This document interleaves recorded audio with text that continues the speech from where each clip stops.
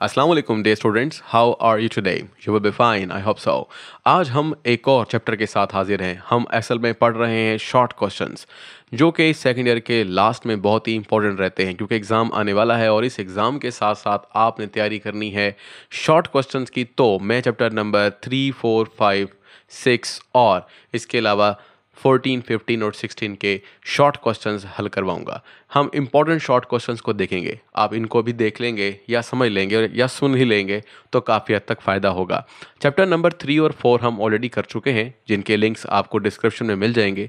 आज हम chapter number 5 के बारे में बहस करेंगे। चैप्टर नंबर 5 में वो कौन से अहम सवाल हैं जो हमारे लिए ज़रूरी हैं, एक दफ़ा देख लेते हैं। जैसा कि आपको मालूम है कि हमारे पास हमारी वेबसाइट है और इसमें बहुत सारे MCQs, शॉर्ट क्वेश्चंस और बहुत सारा जो एग्ज़ाम रिसोर्स है वो मौजूद है। कुछ बच्चे कहते हैं कि सर PDF में दे दें, तो PDF में अगर आपको ऑफलाइन ही देखना है तो आप किसी भी वेब पेज को ऑफलाइन सेव कर लीजिए और जब आपको ज़रूरत पड़े आप उसको अपने मोबाइल में या लैपटॉप में पढ़ सकते हैं। तो चलते हैं अपने वेबसाइट की तरफ।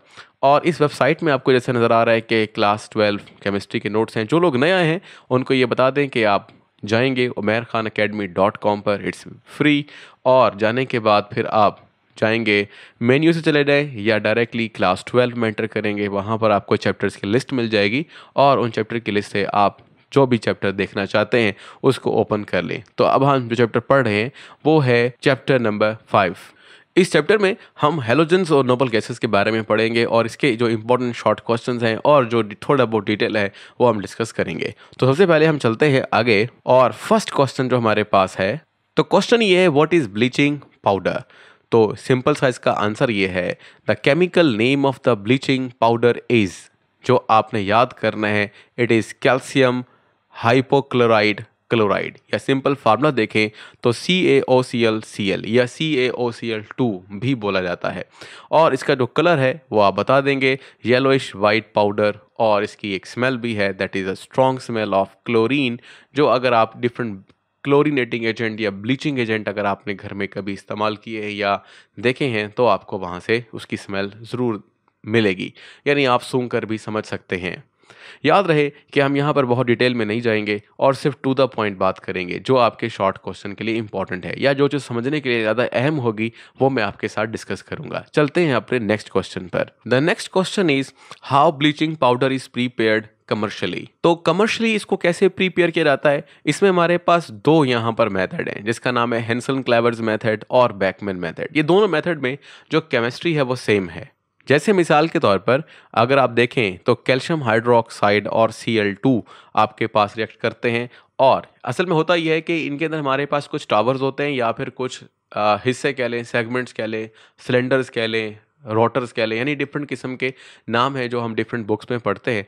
तो समझ लें ये हमारे पास एक सिंपल सा एक टावर है जिसमें हम ऊपर की जानिब से कैल्शियम हाइड्रोक्साइड डाल देते हैं और क्लोरीन को नीचे से, या क्लोरीन चूँकि गैस है उसको नीचे से पास करते हैं। और वो क्लोरीन ऊपर की तरफ उठती है, कैल्शियम हाइड्रोक्साइड नीचे की तरफ आता है। दोनों की अच्छी तरह से मिक्सिंग होती रहती है डिफरेंट शेल्व्स में या मिक्सर्स के ज़रिए से, और बिल आखिर ये दोनों मैक्सिमम रिएक्ट करते हैं और इसके रिएक्शन से जो हमें मिलने वाला है वो कैल्शियम हाइड्रोक्साइड और क्लोरीन का रिएक्शन ब्लीचिंग पाउडर देता है।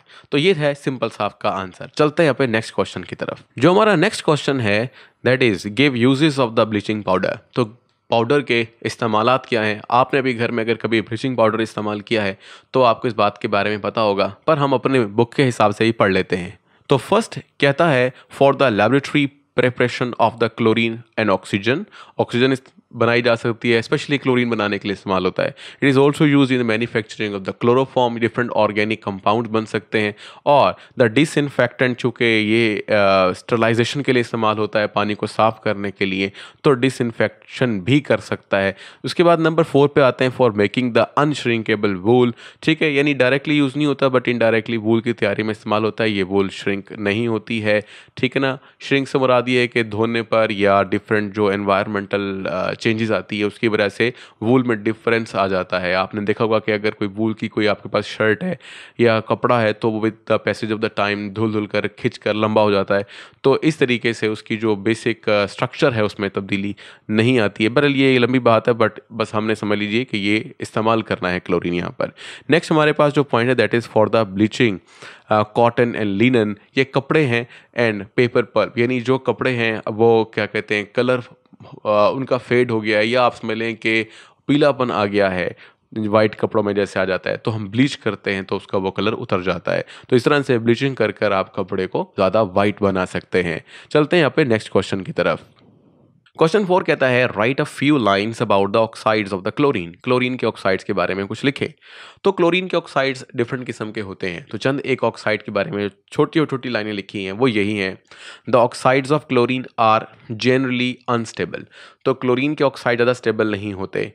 It is not possible to synthesize them, यानी अगर आप Cl2+O2 डायरेक्टली मिलाना चाहो तो ये डायरेक्टली नहीं मिलते हैं, क्योंकि हमारी ज़मीन पर या हवा में कह लें ऑक्सीजन मौजूद है। अगर ये डायरेक्शन काफ़ी सारे अगर ये डायरेक्ट रिएक्शन होते तो ऑक्सीजन काफ़ी हद तक ख़त्म हो जाती, बट ये है कि काफ़ी सारे ऐसे रिएक्शन हैं जिसमें ऑक्सीजन रिएक्ट तो करती है लेकिन ऑर्डिनरी कंडीशन पर नहीं करती है, इसलिए ऑक्सीजन इनर्ट भी रहती है। Any how they have extensive industrial use as a commercial bleaching agent for wood। जब लकड़ी से आप कागज़ बनाते हैं तो लकड़ी को मुकम्मल तौर पर कलर लेस करना पड़ता है, तो ब्लीचिंग करनी पड़ेगी। पेपर पल्प, जब आप पेपर को रिसाइकल करते हैं तो पुराने पेपर से कलर निकालने के लिए भी क्या होता है, ज़रूरत पड़ती है ब्लीचिंग की।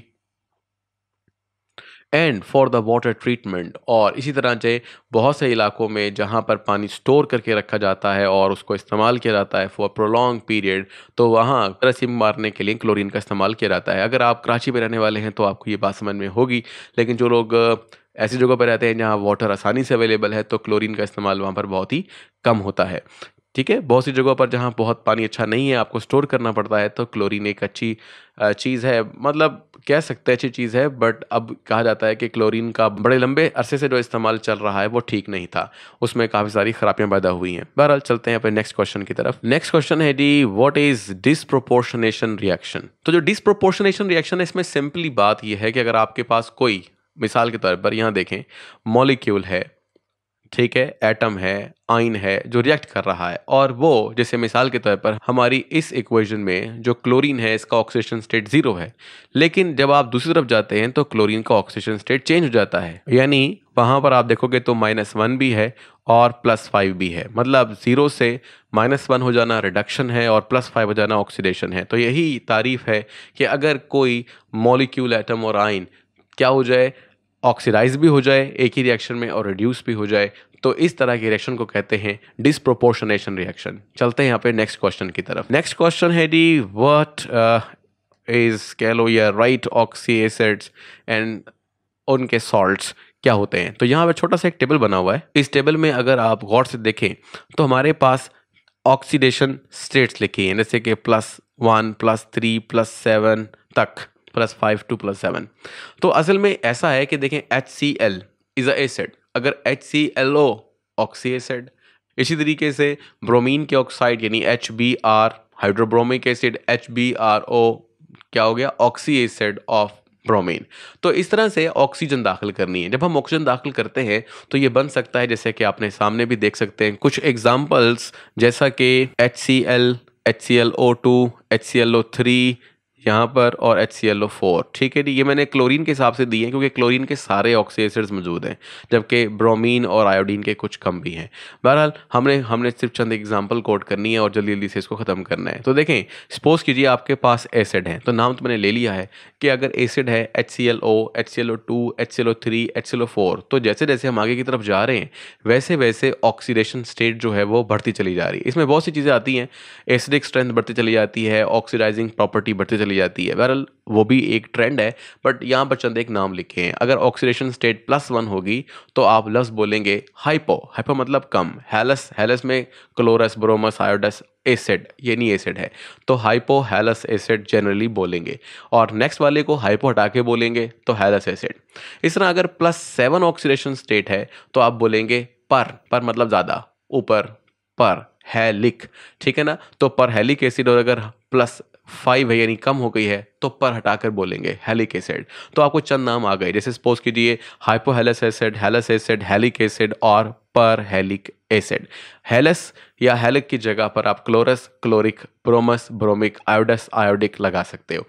इसी तरीके से जैसे कि हम अगर सिंपल सी बात समझ लें कि हमारे पास सपोज कीजिए HCl है, अगर हम उसका H निकाल कर यहाँ पर कोई मेटल लगा देते हैं जैसे कि सोडियम, तो अब ये बन जाएगा क्या, सोडियम क्लोराइड यानी कि सॉल्ट। इसी तरीके से आपने ऊपर वाली एग्जांपल में भी क्या करना है, H निकाल देना है, HClO में से H निकाल कर NaClO अगर लगा दिया तो वो सॉल्ट बन जाएगा। तो सॉल्ट भी कुछ इसी तरीके से है कि अगर आपने पहले एसिड का यानी हाइपोहेलस एसिड का सॉल्ट बनाया तो वो आखिर में आइट पे ख़त्म होगा, हाइपो अपनी जगह पे रहेगा, तो दरमियान में जगह छोड़ दी गई है उसमें आपने लगाना है क्लोरीन, ब्रोमीन, यानी अगर Cl है तो क्लोराइड, Br है तो ब्रोमाइड।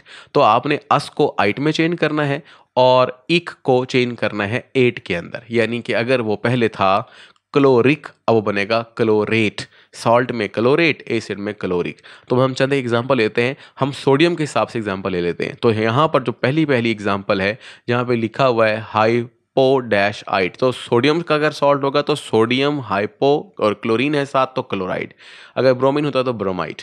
इसी तरीके से नेक्स्ट है हाइपो हटा देना है और सोडियम क्लोराइड, नेक्स्ट के अंदर सोडियम क्लोरेट, उससे नेक्स्ट के अंदर पर यानी सोडियम पर क्लोरेट। तो इस तरीके से आपने सोडियम लगाएं, पोटेशियम लगाएं, मैग्नीशियम लगाएं, ठीक है लगा सकते हैं बहरहाल, लेकिन कोशिश करें सोडियम के साथ ही कंप्लीट कर लें क्योंकि ज़रूरी नहीं होता कि हर सॉल्ट मौजूद हो, बट टेक्निकली आप बोल सकते हो। तो ये था हमारे पास एक क्वेश्चन। चलते हैं नेक्स्ट क्वेश्चन, क्वेश्चन नंबर 7 की तरफ। कहते हैं how are the halogen acids ionize in water. भाई सिंपल सी बात है, आपको पता है हेलोजन एसिड यानी कि H एसिड के लिए और हेलोजन क्लोरीन के लिए। अगर आप इसको आयोनाइज करते हो तो क्या हासिल होता है आपको, हाइड्रोजन आयन और साथ में क्लोराइड आयन। बस इसी तरह ही आपने आयोनाइज करना है। तो अगर मिसाल के तौर पर HF होगा तो हाइड्रोजन आयन, फ्लोराइड आयन, और इसी तरह HCl में hydrogen ion, chloride ion, bromide ion, iodide ion and so on. यहाँ पर जो ये ऑर्डर लिखा हुआ है इस ऑर्डर को देखें तो ये बता रहा है कि कौन कैसे आयोनाइज होगा। तो सबसे ज़्यादा अच्छा आयोनाइज होने वाला हाइड्रोजन आयोडाइड है, यानी जो जल्दी से हाइड्रोजन आयन देगा, क्योंकि हाइड्रोजन और आयोडीन के दरमियान इतनी स्ट्रॉन्ग अट्रैक्शन नहीं है। और जो acid as compare to HF, तो जितना जल्दी से आसानी से हाइड्रोजन आयन देने वाला है इसका मतलब है वो उतना अच्छा एसिड है। तो सबसे अच्छा एसिड हाइड्रोजन आयोडाइड हुआ, और सबसे स्ट्रॉन्ग बॉन्डिंग रखने वाला एसिड जो कि टूटेगा नहीं वो HF हुआ। और बाकी फिर तरतीब से आप पढ़ सकते हो HF, HCl, HBr और HI। चलते हैं यहाँ पे नेक्स्ट क्वेश्चन की तरफ। हाँ जी, जो हमारा नेक्स्ट क्वेश्चन है वो है question number 8, why hydrogen fluoride is a weaker acid than HCl। यही बात हमारी अभी हो गई है, वो ये हुई है कि चूंकि HF आसानी से क्या है, स्ट्रॉन्ग बॉडी रखता है, आसानी से हाइड्रोजन आयन नहीं देगा वाटर में, और चूंकि जब हाइड्रोजन आयन ही नहीं देगा, concentration of hydrogen ion increase करती है तो pH पर फर्क पड़ता है। तो अगर हाइड्रोजन आयन ही नहीं आएंगे तो फिर क्या होगा, ये एक स्ट्रॉन्गर एसिड नहीं तस्वर किया रहेगा। जबकि इसके मुकाबले में जब नीचे चलते हैं यानी HCl, HBr, HI तक, तो क्या होगा, अभी हमने पढ़ के आए हैं कि HI जो है वो एक स्ट्रॉन्गर एसिड है। तो इसी एतबार से HF से ज़्यादा स्ट्रॉन्ग HCl, उससे ज़्यादा स्ट्रॉन्ग HBr, HI बिल आखिर सबसे ज़्यादा स्ट्रॉन्ग होगा। चलते हैं नेक्स्ट क्वेश्चन की तरफ। जो नेक्स्ट क्वेश्चन है वो है write down the commercial uses of halogens. जो कमर्शियल यूजेस हैं वो आप अलग अलग करके एक एक याद कर लें। जैसे यहाँ पे लिखा हुआ है कि fluorine is use to prepare the freon, ये एक गैस होती है, ये पहले रेफ्रिजरेंट वगैरह में ज़्यादा इस्तेमाल होती थी, ठीक है ना, अब कम होती है क्योंकि क्लोरोफ्लोरोकार्बन की तरह ये भी ओजोन की डिप्लेशन का काम कर सकती है। नेक्स्ट है टेफ्लॉन, ये एक प्लास्टिक है, पॉलीमर में हमने पढ़ा है, और हेलोथेन भी एक पॉलीमर है, और फ्लोराइड्स भी डिफरेंट किस्म के हो सकते हैं जो कि सॉल्ट्स ऑफ फ्लोरीन कहलाएंगे, और इनका इस्तेमाल है। वो कहते नहीं, वो जो ऐड आती है, क्या आपके टूथपेस्ट में नमक है तो वो नमक में एक नमक फ्लोराइड भी हो सकता है, ठीक है। नेक्स्ट क्वेश्चन जो है, या सॉरी नेक्स्ट पॉइंट जो है वो है chlorine is used in manufacturing of bleaching powder. ये हमने कई दफ़ा पढ़ लिया है अभी अभी। और फिर इसी तरीके से पॉलीविनाइल क्लोराइड जो है PVC पाइप्स या कह लें प्लास्टिक के पाइप बनाने के काम आता है। नंबर नेक्स्ट है क्लोरोफॉर्म, ये सबको पता है, सूंघने से इंसान बेहोश हो जाता है। और कार्बन टेट्राक्लोराइड भी बन सकता है इससे, जो कि जब हमने क्लोरीनेशन की थी मीथेन की, तो हमने क्लोरोमीथेन बनाया था, डाइक्लोरोमीथेन, ट्राइक्लोरोमीथेन, टेट्राक्लोरोमीथेन। तो डिफरेंट किस्म के कंपाउंड बनाए जा सकते हैं क्लोरीन के रिएक्शन करने से। जो नेक्स्ट हमारे पास है वो है number 3, that is bromine is use to prepare the, ये हमने ना तरतीब से लिखा हुआ है, फ्लोरीन के कुछ इस्तेमाल क्लोरीन के, फिर ब्रोमीन के। Use to prepare the ethylene dibromide, यानी ब्रोमीन से आप बना सकते हो एथिलीन डाइब्रोमाइड, जैसे कि विसिनल डाई हैलाइड्स का लफ्ज़ पढ़ा था हमने सेकेंड ईयर ऑर्गेनिक केमिस्ट्री में, तो वो डाई हैलाइड्स में डाइब्रोमाइड शामिल है। Silver bromide and the fungicide भी बनाए जा सकते हैं ब्रोमीन से। Number next, iodine is use in pharmaceutical industry and it is use for the disinfectant के तौर पर इस्तेमाल होता है जी सरफेस के ऊपर, ठीक है, यानी सरफेस को क्लीन करने के लिए, और use as a germicide and tincture of iodine. ये तो सबको पता है कि जब जख्म लग जाता है तो हम अपने जख्म पर क्या लगाते हैं, पायोडीन, वो ही है tincture of iodine. Next question कहता है जी, what are the noble gases, explain their inertness based on their electronic configuration. ये तो सवाल में ही काफ़ी हद तक जवाब है, और वो ये कहता है कि अगर इलेक्ट्रॉनिक कॉन्फ़िगरेशन कुछ ऐसी है कि इलेक्ट्रॉन लेने और देने के बावजूद वो क्या कर सकता है, स्टेबल रह सकता है, तो फिर रिएक्शन करने की ज़रूरत क्या है। तो यही होता है नोबल गैसेस में कि उनकी इलेक्ट्रॉनिक कॉन्फ़िगरेशन बताती है कि उनके ऑक्टेट कंप्लीट हैं या डुप्लेट पहले वाली गैस का, हीलियम का कंप्लीट है, तो वो रिएक्शन शो नहीं करेंगे। Next question is iodised salt.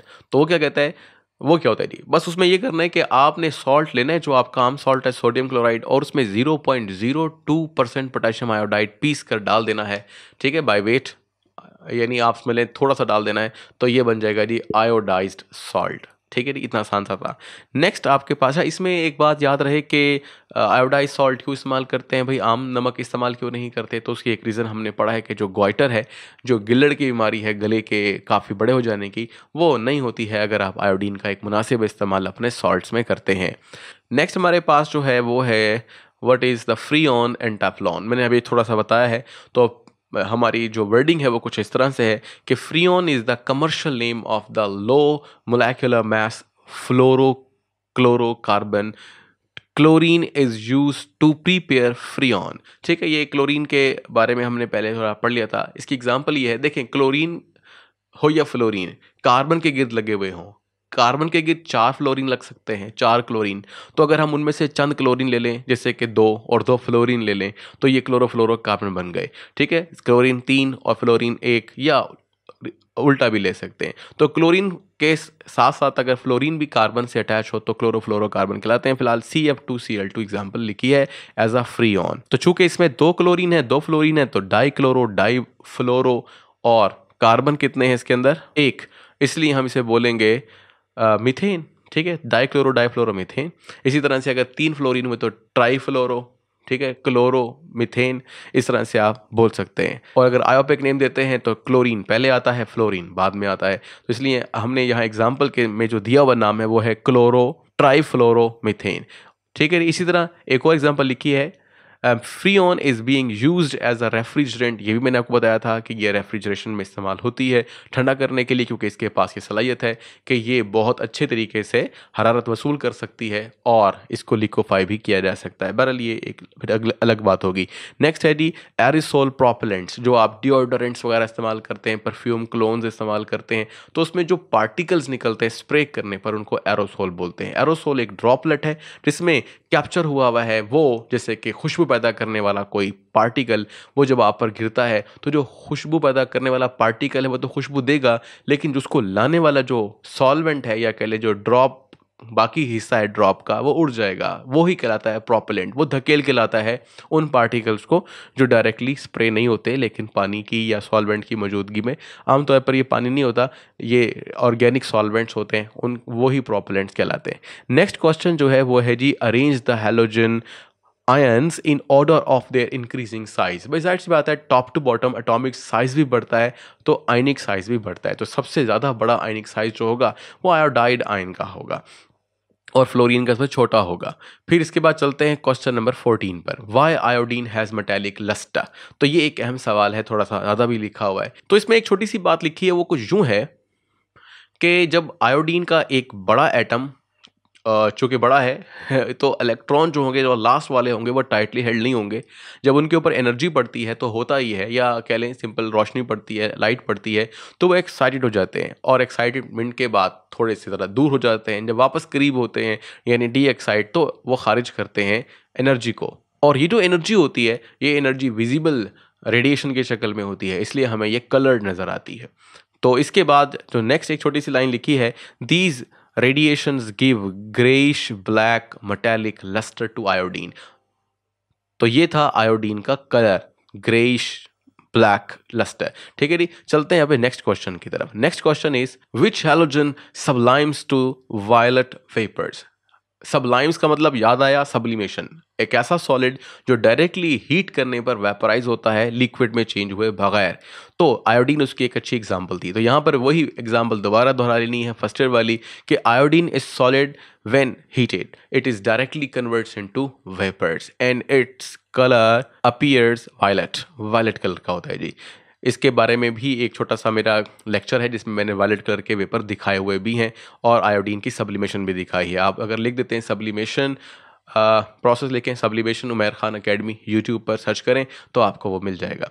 इसके बाद नेक्स्ट है which halogen is used as an antiseptic. ये भी बता दिया है। ये अलग अलग क्वेश्चन भी पूछे जा सकते हैं। मतलब एक तो ये था कि हैलोजन के यूजेस बता दो, ये भी सवाल हो गया। अगर कोई यूज बताकर पूछा जाए ये किसका इस्तेमाल है, तो भी आपको रिवर्स मतलब आंसर भी आना चाहिए। तो ये इसकी एग्जांपल थी। इस तरह के आपने हमारी बुक में लास्ट वाले जो पेज है उस पर सारे यूजेस लिखे हुए हैं, तो वो यूजेस आपने पढ़ लेने हैं हर तरह के। ठीक है, यानी उसमें हैलोजन्स के भी हैं और यूजेस जो हैं वो नोबल गैसेस के भी हैं, तो वो भी आपने एहतियात से देखने, अहम हिस्सा है ये।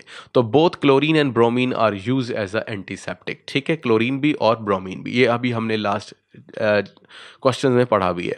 नेक्स्ट हमारे पास आ रहा है question number 17, which halogen is used in water treatment to kill bacteria.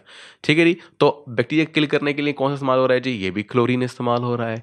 फिर नेक्स्ट क्वेश्चन है name the gas which is use for the earthquake prediction. ये है जी एक नोबल गैस और इसका नाम है रेडॉन। एक अच्छा एमसीक्यू भी है और शॉर्ट क्वेश्चन भी है। ये थोड़ा सा मैंने क्या किया, थोड़े क्वेश्चन को तोड़ दिया। ये क्वेश्चन ऐसे आए हुए हैं, यानी ये लास्ट ईयर के क्वेश्चन हैं जो इतने आसान हैं। यानी कोशिश कीजिएगा, मैंने आपसे कहा है कि जो आपकी बुक में अलग से पैराग्राफ दिए हुए हैं यूजेस के, चाहे वो हेलोजेंस के हों या नोबल गैसेस के हों, वो आपने अच्छी तरह देख लेने हैं। उसमें से ही क्वेश्चन काफ़ी तक बन जाते हैं, छोटे छोटे क्वेश्चन बन जाते हैं। तो इसलिए ये जैसे क्वेश्चन आए हैं एग्जाम में मैंने वैसे ही लिखे हैं और ये इससे पता चलता है कितने छोटे सवाल भी आ जाते हैं।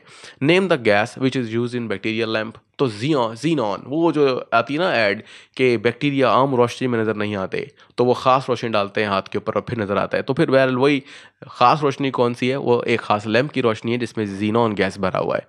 नेक्स्ट है जी arrange the oxy acid in increasing order of. मैंने बताया था कि अगर हम ऑक्सी एसिड को देखें तो सबसे ज़्यादा ऑक्सीडेशन स्टेट रखने वाला ज़्यादा स्ट्रॉन्गर एसिड होगा। तो HClO, HClO2, HClO3 और HClO4 में सबसे स्ट्रॉन्ग HClO4 होगा, जिसमें उसकी ऑक्सीडेशन स्टेट क्लोरीन की कितनी होगी, अगर क्लोरीन के हिसाब से पढ़ रहे हैं तो +7, ब्रोमीन की भी +7, आयोडीन के भी +7, जो आपका लास्टली एसिड था जिसका नाम था perchloric acid.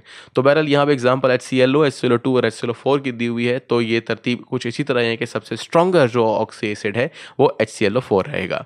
Next one is the right the reaction of sodium hydroxide with chlorine in the cold state. इसमें वही एक रिएक्शन है, ये एक रिएक्शन पूछा गया है। इसमें आपने बताना है कि इस रिएक्शन की खसूसियत ये है कि ये एक डिस्प्रोपोर्शनेशन रिएक्शन है। क्यों? क्योंकि अगर गौर से देखें तो क्लोरीन यहाँ पर क्या है जी, जीरो ऑक्सीडेशन स्टेट रखता है, जबकि यहाँ पर -1 रखता है, यहाँ पर +1 रखता है। ठीक है, इस तरह की एग्जाम्पल हमने पढ़ी थी, उसमें HClO4 HClO3 बना था, आई थिंक NaClO3 बना था शायद। तो उसमें ऑक्सीडेशन स्टेट जो थी वो +1 नहीं थी, +5 थी।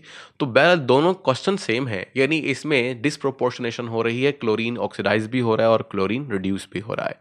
चलते हैं नेक्स्ट क्वेश्चन की तरफ। तो हमारा जो नेक्स्ट क्वेश्चन है वो क्वेश्चन ये कहता है कि write down any 4 applications of the noble gases. क्या क्या फायदे जी नोबल गैसेस के।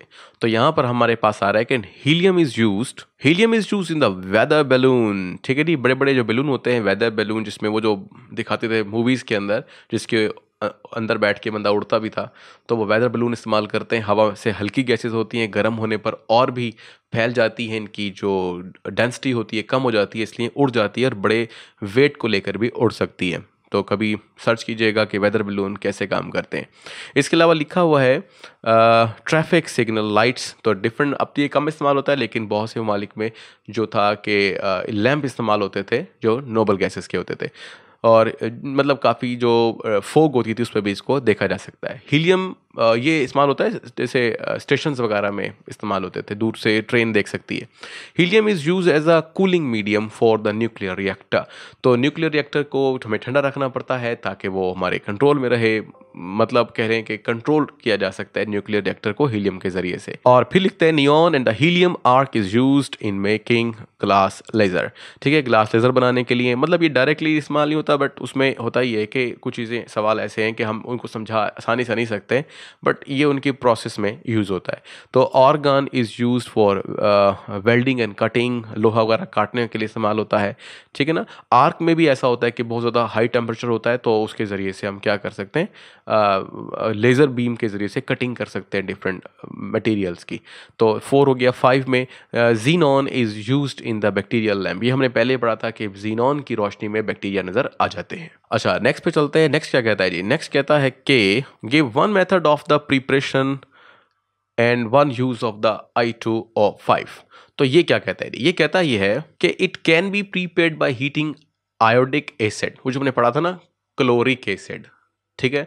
तो आयोडिक एसिड ये है जी HiO3 और 240 डिग्री सेंटीग्रेड पर आप इसे हीट करेंगे तो जस्ट समझ लीजिए पानी निकल जाएगा, डिहाइड्रेशन के नतीजे में I2O5 बनेगा, और ये I2O5 अगर कार्बन मोनोऑक्साइड से ऑपरेशन करवा दें तो आयोडीन अकेला आज़ाद हो जाएगा। तो यहाँ पे लिखा ही है कि असल में आयोडीन जब आज़ाद होता है ना तो हम उसको एक ख़ास किस्म की टाइट्रेशन से जज कर सकते हैं जिसका नाम आयोडोमेट्रिक टाइट्रेशन है। तो चूँकि ये एक बहुत अच्छा एनालिटिकल टूल है, या कह लें अच्छी तरीके से टाइट्रेशन एक ऐसा तरीका है जो हम अपनी लैब में बहुत आसानी से कर लेते हैं, तो आयोडीन जितनी ज़्यादा निकल रही होगी रिएक्शन उतना होने के चांस होंगे, या रिएक्शन की रफ्तार के बारे में बात कर सकते हैं, रेट के बारे में बात कर सकते हैं, ठीक है, और एनालिसिस कर सकते हैं। तो ये इसलिए यहाँ लिखा हुआ it is used for the quantitative analysis of carbon monoxide, ठीक है जी।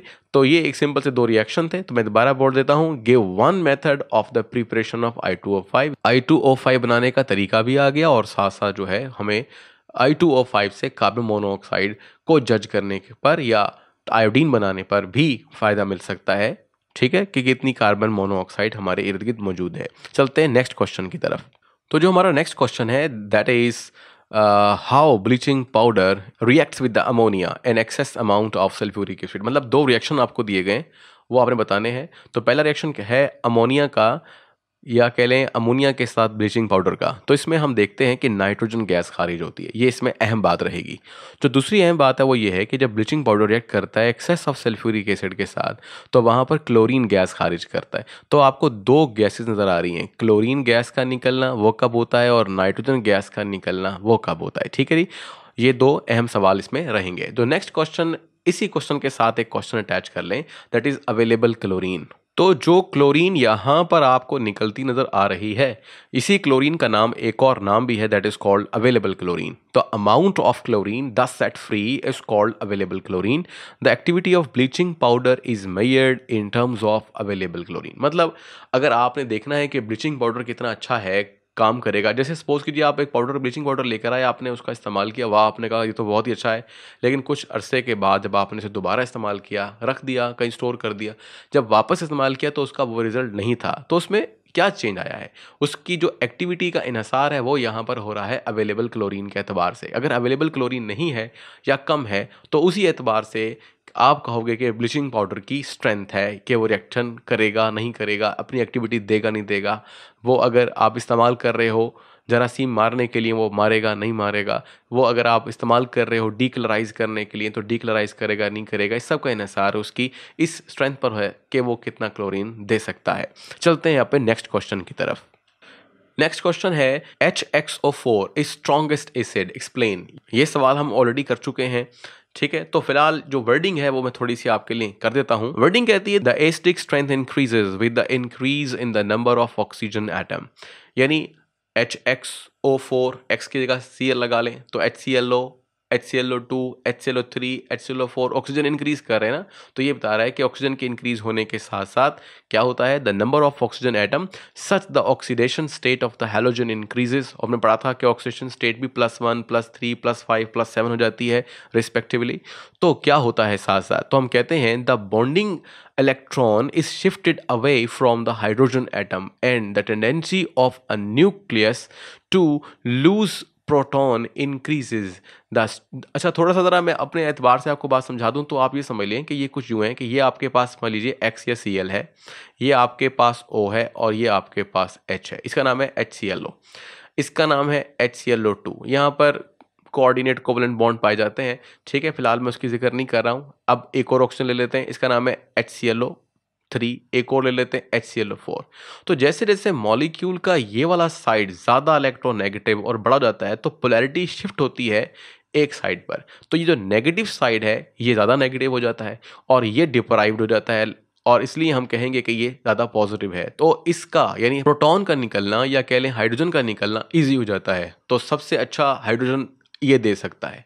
अगर ये किसी को हाइड्रोजन दे देगा तो दो बातें हैं, एक तो ये अच्छा एसिड है क्योंकि हाइड्रोजन दे देगा, और दूसरा इसको ले लेगा, इसका मतलब है कि ये एक उसकी क्या हो जाएगी, हाइड्रोजन लेने वाले की रिडक्शन, और इसकी क्या हो जाएगी, ऑक्सीडेशन। तो इस तरह से हम कहेंगे कि ये जो आपके पास HClO4 है या ज़्यादा ऑक्सीजन रखने वाले बानिस्बत कम रखने वालों से ज़्यादा अच्छे ऑक्सी एसिड्स होते हैं, स्ट्रॉन्गेस्ट एसिड होते हैं, ज़्यादा अच्छे हाइड्रोजन आयन देने वाले होते हैं। ठीक है, ऑक्सी एसिड भी बता रहे हैं, एसिडिक स्ट्रेंथ भी बता रहे हैं और साथ पोलैरिटी भी बता रहे हैं, ठीक है ना। और क्या कहते हैं, किसी दूसरे कोई आया कि रिड्यूस कर पाएगा या नहीं कर पाएगा, इसके बारे में भी बात कर रहे हैं। ठीक है जी, चलते हैं नेक्स्ट क्वेश्चन की तरफ। नेक्स्ट क्वेश्चन हमारे पास है, what is the peculiar behaviour of fluorine. तो ये वही हमारे पास पुराना जो है वो कॉन्सेप्ट है जो हम हमेशा पढ़ते हैं, lithium, beryllium, boron. Last time मैंने आपको ऑक्सीजन में भी बताया था, नाइट्रोजन में भी बताया था। तो बात यहाँ पर यह है कि जितने भी एलिमेंट्स हैं जो अपने फर्स्ट ग्रुप के एलिमेंट हैं वो अपने बाकी ग्रुप के एलिमेंट से थोड़े से मुख्तलिफ होते हैं, दैट इज़ कॉल्ड पिक्यूलैरिटी, और ये पिक्यूलैरिटी फ्लोरीन में भी पाई जाती है। तो चंद एक इसमें जो मोटी मोटी बातें हैं वो कुछ ऐसे हैं, जो सब में पाई जाती है वो यहाँ पाई जाती है। बात small size, very small size, ठीक है जी। तो फ्लोरीन एटम का स्मॉल साइज है, आयन का भी स्मॉल साइज है as compare to other one, यानी जितना स्मॉलर या कह लें साइज का डिफरेंस क्लोरीन, ब्रोमीन, आयोडीन में आता है वो अचानक ज़्यादा होता है फ्लोरीन और क्लोरीन के दरमियान, ठीक है।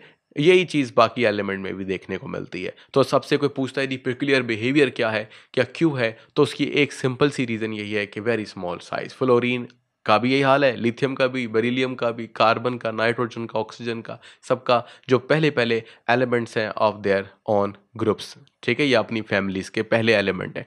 नेक्स्ट आता है आपके पास first high ionization energy and electronegativity.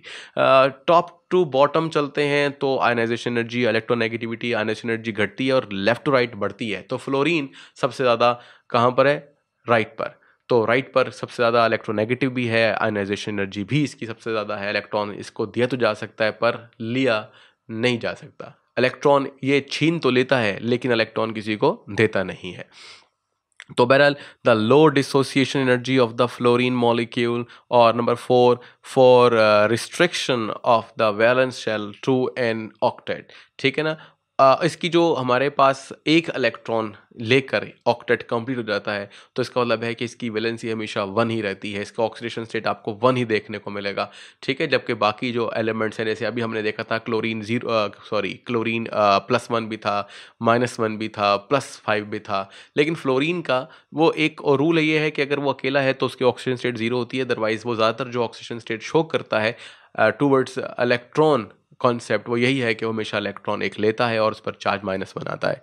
Number next है जी पॉइंट, वो ये कहता है कि direct combination with the inert gases, ये वो वाहिद हैलोजन है जो जीनॉन के साथ रिएक्ट कर लेता है और जीनॉन के फ्लोराइड्स बनाता है, ठीक है ना। तो यानी नोबल गैसेज रिएक्ट नहीं करती हैं, बट ये इतना अच्छा रिएक्टिव है कि ये उनके साथ भी रिएक्ट कर सकता है। मतलब इतना ड्रास्टिक कह लो या कह लें इतना स्ट्रॉन्गर इसका फील्ड है या इलेक्ट्रॉन छीनने की सलाहियत है कि ये रिएक्शन वहाँ पे भी कर लेता है जो रिएक्शन नहीं करना चाहते, ठीक है जी। चलते हैं यहाँ पे नेक्स्ट क्वेश्चन की तरफ। Next question is why fluorine acts as a strong oxidising agent. तो अभी अभी ये बातें हुई है, फ्लोरीन इलेक्ट्रॉन छीन लेता है, इस बात को समझ लेते हैं या फिर आप किसी और तरीके से समझ लें। जैसे देखें, oxidising power of fluorine is higher because it has low energy of dissociation and higher hydration energy of its ion. यानी इसको अगर पानी घेरेगा तो ज़्यादा एनर्जी खारिज होगी, अब इसे हाइड्रेशन एनर्जी कह लें। हाइड्रेशन एनर्जी जो होती है वो डिपेंड कर रही होती है कि इसके ऊपर चार्ज टू साइज रेशो पर। तो चार्ज तो वन ही है, फ्लोरीन क्लोरीन ब्रोमीन, लेकिन साइज बहुत थोड़ा है, इसलिए इसकी क्या है, चार्ज डेंसिटी ज़्यादा है, हाइड्रेशन एनर्जी ज़्यादा है। तो ये चंद एक बातें पेक्यूलियर बिहेवियर के साथ भी लिखी जा सकती हैं और यहाँ पर भी ये आ रही है। Due to relative strength of oxidising agents it is possible for each free halogen to oxidize the ions of the other halogen next to it in the family। इसका मतलब यह है कि फ्लोरीन ऑक्सीडाइज कर सकता है क्लोरीन को, chlorine oxidise कर सकता है ब्रोमीन को, ब्रोमीन ऑक्सीडाइज कर सकता है आयोडीन को, लेकिन ये रिवर्स ऑर्डर नहीं है। यानी फ्लोरीन तो सबको ऑक्सीडाइज कर सकता है, फ्लोरीन इलेक्ट्रॉन ले लेगा किससे, किसी दूसरे से, किससे, क्लोरीन से, ब्रोमीन से, जीनॉन से इलेक्ट्रॉन ले लेगा।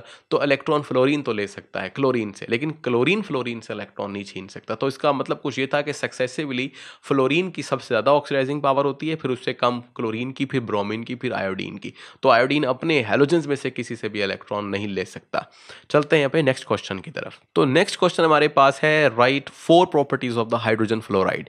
तो इसकी प्रॉपर्टीज थोड़ा रटा लगानी पड़ेगी। यहाँ लिखा हुआ है it is colourless volatile liquid, ठीक है जी। It is colourless volatile liquid, यानी कि हाइड्रोजन फ्लोराइड एक लिक्विड की जैसे HCl एक लिक्विड है, इस तरह HF भी एक लिक्विड है, उड़ जाता है। इट अटैक्स ग्लास, अगर आप शीशे में रखेंगे तो शीशा खराब हो सकता है, शीशे की बोतल में नहीं रखते इसको, ठीक है।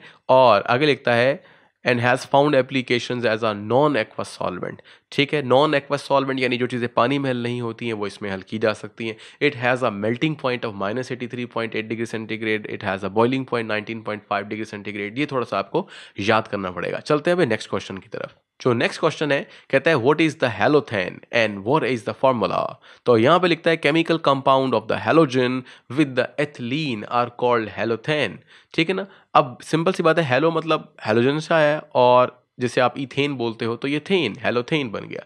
तो इथेन में कितने कार्बन होते हैं, 2, तो 2 कार्बन आपने ले लेना है और उनके साथ फ्लोरीन फ्लोरीन लगा देना है, तो ये बन जाएगा हैलोथेन। तो ये CF2 और अगर यही CF2 जिनके दरमियान डबल बॉन्ड होता है, अगर वो जुड़कर एक लॉन्ग चेन बना लेते हैं, पॉलीमर बना लेते हैं, तो उसका नाम जो है वो इस तरह लिखा जाएगा जैसे कि यहाँ लिखा है, जैसे कि CF2 और N। ये हमने पढ़ना है, वहाँ क्या कहते हैं, अगर आपने नहीं पढ़ा हुआ तो हम इसे थोड़ा सा पढ़ाएंगे चैप्टर 14 के अंदर। तो बहरहाल comparison again, Korean proof part of the machinery are made of it, ठीक है जी। यानी अगर अगर आपने किसी मशीनरी के पार्ट्स को क्रेन से बचाना है तो उसके ऊपर आपने हैलोथेन का एक पेंट कर देना है। और Teflon is used in non stick coating for the cooking pans, जो कि आपने नॉन स्टिक बर्तन पड़े हैं जिसमें घी ऑयल बहुत कम लगता है, एक्चुअली उसके ऊपर एक कोट किया जाता है जिसकी वजह से जो खुराक होती है या जिसे पका रहे होते हैं वो चिपकती नहीं है, ठीक है। वो कोटिंग किस चीज़ की है, वो भी हैलोथेन की होती है। चलते हैं अपने नेक्स्ट क्वेश्चन की तरफ। नेक्स्ट क्वेश्चन कहता है what are the major application of the neon. Neon की एप्लीकेशन क्या है, तो यहाँ पे लिखता है neon is largely used in making advertising signs in the high voltage indicator, TV tubes वगैरह। अब टीवी खत्म हो गए हैं, अब LEDs आ गए हैं। तो जो पहले टीवी होते थे वो पीछे से काफ़ी लंबे होते थे, उनके वहाँ पर एक ट्यूब होती थी, उस ट्यूब के अंदर भरा होता था एक नियॉन गैस, ठीक है जी। तो बहरहाल इसको इससे बहुत अच्छी पिक्चर क्वालिटी बनती थी, लेकिन बहुत ज़्यादा वोल्टेज लगता था, तो जिससे क्या होता था, मतलब एनर्जी ज़ाया होती थी। हमने एनर्जी एफिशिएंट चीज़ें बनाना शुरू कर दी हैं जिसमें LED या LCD जो है वो नई इजादात है। बहरहाल वो फिर हम कभी जिक्र करेंगे उसके बारे में। जो हमारे पास नेक्स्ट क्वेश्चन है write the 2 uses of the krypton. तो krypton is used to fill fluorescent tubes, चमक पैदा करने वाले ट्यूब के अंदर जहाँ अच्छी रोशनी आ जाती है, ठीक है। And the flash lamps for the high speed photography, और अगर आपने बहुत अंधेरे में रोशनी तेज़ लेनी है तो आप इस्तेमाल कर सकते हैं क्रिप्टॉन के लैंप्स। शायद कहा जाता है कि Superman is a son of krypton, ठीक है, क्योंकि उसके पास बहुत स्पीड वाली क्या है, रफ्तार नहीं, लाइट है। बहरहाल ये कभी आप खुद देख लीजिएगा।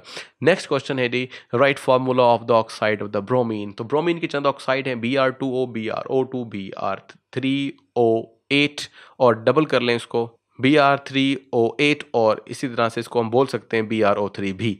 तो बिल तरतीब इनका नाम हम बोलें तो ब्रोमीन मोनोऑक्साइड, भाई जाहिर सी बात है एक ऑक्सीजन है, और ब्रोमीन डाइऑक्साइड जैसे CO2 होती है, और ब्रोमीन ट्राइऑक्साइड जैसे कि ब्रोमीन के पास 3 ऑक्साइड हैं, जहां आपको यहाँ पर नज़र आ रहा है BrO3, ठीक है जी। तो ये तो इसका समझ लें एक छोटा यूनिट है, और ये अगर आपको कहे सर यहाँ तो ज़्यादा ऑक्सीजन है, असल में ये पहले यूनिट को रिपीट कर कर ही या मिलाकर 2-3 यूनिट्स को मिलाकर आपके पास एक और स्टेबल पार्ट बन जाता है, जैसे कि हमने डाइमर्स पढ़े हुए हैं, ट्राइमर्स पढ़े हुए हैं, तो ये उस तरह का Br3O8 मौजूद है, ठीक है जी। तो चलते हैं अब नेक्स्ट क्वेश्चन की तरफ। नेक्स्ट क्वेश्चन क्या कहता है जी, तकरीबन खत्म होने वाले हैं क्वेश्चन हमारे पास, ये ऑलमोस्ट लास्ट क्वेश्चन है हमारा। तो जो हमारा लास्ट क्वेश्चन है ये है जी, why the lattice energy of fluoride is greater than the chlorides. ठीक है जी, फ्लोराइड की लेटेस्ट एनर्जी ज़्यादा क्यों होती है। अगर हम इस सवाल के जवाब को देखें तो ये हमने ऑलरेडी डिफरेंट जगहों में पढ़ा हुआ है। देखें, एक तो पेक्यूलियर बिहेवियर है फ्लोरीन का। फ्लोरीन छोटा है, बहुत ही छोटा साइज का है, तो छोटे साइज का जो एनाइन होता है फ्लोराइड का आइन, अगर वो एक कैटाइन से मिलता है और वो कंपैरेटिव साइज का होता है तो बनने वाला बॉन्ड इंतहाई मजबूत होता है। यानी फ्लोरीन बहुत ज़्यादा रिएक्टिव है, लेकिन जब वो रिएक्ट कर कर एक स्ट्रॉन्गर स्टेबल बॉन्ड बना लेता है और एक फ्लोराइड में तब्दील हो जाता है, या कह लें सॉल्ट बना लेता है, अब वो पानी में डिजोल्व नहीं होगा, अब वो आसानी से नहीं टूटेगा, वो आयोनाइज नहीं होगा। तो यहाँ पर ये वाली बात हो गई। जबकि इसके मुकाबले में अगर क्लोरीन को देखें तो क्लोरीन आयोनाइज हो सकता है, क्लोरीन का सॉल्ट NaCl बहुत अच्छा आयोनाइज होता है। तो यही बात वो कहता है कि जो हमारे पास एनर्जी है, या कह लें लैटिस एनर्जी है, वो एनर्जी जो जोड़ के रखती है आइंस को उसके लैटिस में, वो ज़्यादा है किसकी, फ्लोराइड्स की, बानिस्बत किसके, क्लोराइड्स के। तो ये सिंपल सा इस आंसर का, यानी इस आंसर का जो लबे लुबाब है वो ये है। लेकिन जो हमारे पास कुछ वर्डिंग है, मैं उस वर्डिंग को थोड़ा जस्टिफाई कर देता हूँ आपके लिए।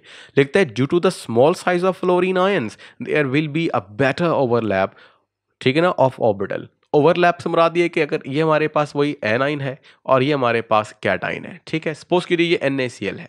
अगर हम बात करते हैं फ्लोरीन की, तो अगर आप गौर से देखो, छोटे साइज होने की वजह से आपको जो ओवरलैप है ज़्यादा दिखेगा, और अगर ओवरलैप ज़्यादा हो जाएगा तो ऑटोमेटिकली जो डिस्टेंस है, बॉन्ड डिस्टेंस है, या कह लें बॉन्ड लेंथ है, वो छोटी हो जाएगी, और यहाँ पे बॉन्ड लेंथ बड़ी हो जाएगी। जो छोटी बॉन्ड लेंथ होती है वो क्या होती है, वो होती है जी स्टेबल। तो फ्लोराइड स्टेबल हुए, और जो आपके पास क्लोराइड्स हुए वो क्या हुए, अनस्टेबल इसके मुकाबले में, ठीक है। और जो अगर हम डिज़ोल्व करें तो हम कहेंगे कि बहुत ज़्यादा हाइड्रेशन एनर्जी होती है किसकी, फ्लोराइड्स की, बानिस्बत किसके, क्लोराइड्स के, ठीक है। तो क्लोराइड इजीली सॉल्युबल होते हैं एज कम्पेयर टू फ्लोराइड्स। तो ये मैंने थोड़ी सी बात कर दी है ताकि ये लाइन आपको समझ में आ जाए। इसी चीज़ को अगर आगे चलकर देखें तो वो लिखता है कि अगर ऐसा होगा तो leading to the shorter and stronger bond, जैसे मैंने कहा बेटर ओवरलैप है तो शॉर्टर बॉन्ड है और स्ट्रॉन्गर बॉन्ड है, ठीक है जी, किसका, फ्लोरीन का। अब इसके उल्टा कर लें तो क्लोरीन का इसके मुकाबले में नहीं है। बाकी फिर वो कहता है कि अगर ऐसा होगा तो फ्लोराइड इनसॉल्युबल रहेंगे बानिस्बत किसके, क्लोराइड्स के। और आखिर में लिखता है, the other halogen react slowly under similar condition, यानी अगर अकेला फ्लोरीन या फ्लोराइड आइन होगा वो ज़्यादा अच्छा रिएक्ट करेगा, ठीक है, बानिस्बत दूसरे अपने ही जैसे हैलोजन, यानी क्लोरीन या ब्रोमीन या क्लोराइड्स और ब्रोमाइड, या कह लीजिए क्लोराइड आइन ब्रोमाइड आइन की निस्बत। तो फ्लोरीन फ्लोराइड आइन दोनों ही काफ़ी हद तक रिएक्टिव हैं, ठीक है। तो जितना ज़्यादा रिएक्टिव होगा उतना ज़्यादा ही स्टेबल बॉन्ड भी बनेगा अगर वो कंपैरेटिव साइजेस के दरमियान होगा। बहरहाल बात बड़ी लंबी है, लेकिन मैंने कोशिश की है कि थोड़ा सा से छोटा कर दिया जाए।